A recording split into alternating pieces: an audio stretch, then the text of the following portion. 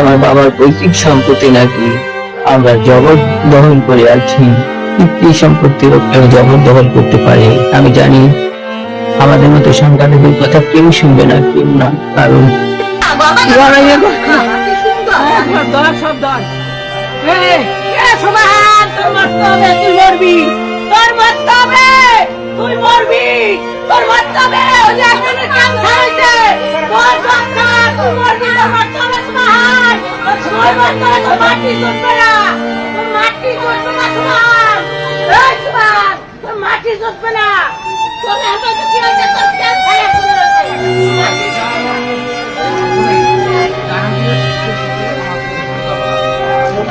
করবে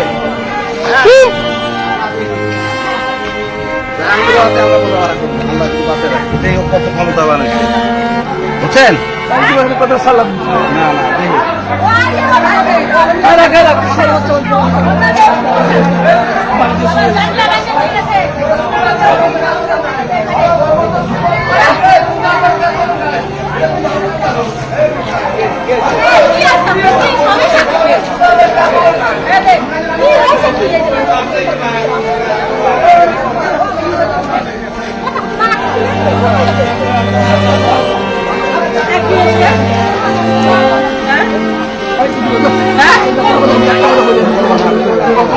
দাঁড়া করুক কি করবে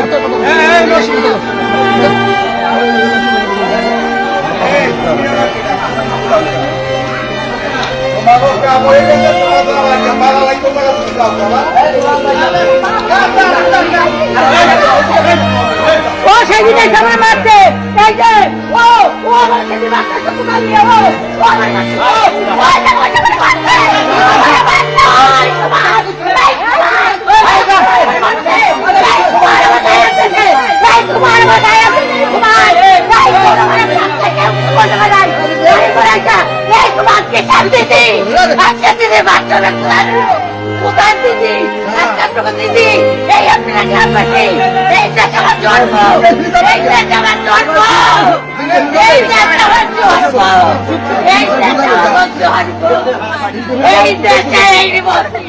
এই মাটি পাবে না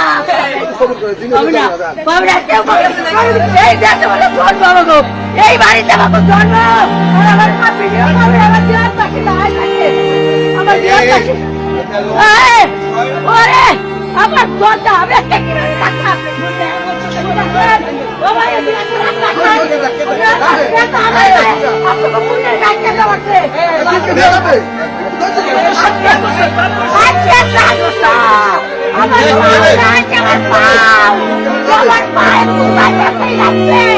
দরজা হবে আমার পায় ধর আমার পায় পায় আমার যাত্রা দরজা ভাই আমি কেন হ্যাঁ রিকোয়েস্ট করার পরে থানায় যাব আমি দিলাম। আমার বাবার পৈতৃক সম্পত্তি নাকি আমরা জবরদখল করে আছি। পিতৃ সম্পত্তি কেউ জবরদখল করতে পারে? আমি জানি আমাদের মতো সংখ্যালঘুর কথা কেউ শুনবে না, কেউ না। কারণ আমাদের কথা কানেও যাবে না। আমাদের মতো সংখ্যালঘুদের এই মাটিতে এইভাবে মুক্ত হবে। কারণ আমাদের দিকে কেউ নয়, আমাদের হিন্দু পরিবার আমাদের বড় অপরাধ। মরতে একদিন সবারই হবে, এটা আমি মানি, কিন্তু এইভাবে মরতে হবে এটা আমি মানি না। আমি এদেশের নাগরিক, আমার বাঁচার অধিকার আছে। আমি বাঁচতে চাই। আমরা সংখ্যালঘু বলে আজ আমাদের কাছে কেউ নেই। আমাদের বাড়িঘর ভেঙে দিয়েছে, আমাদের হসপিটাল পর্যন্ত মিলে পাঠিয়ে দিয়েছে, আমাদের বাড়ি থেকে বেরিয়ে হুমকি দিচ্ছে।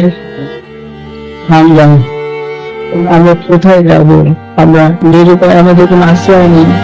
আমরা সরকারের কাছে আমার আকুল আবেদন, আমাদের সংখ্যালঘুদের পাশে দাঁড়ানো আপনার দৃষ্টি আকর্ষণ করছি।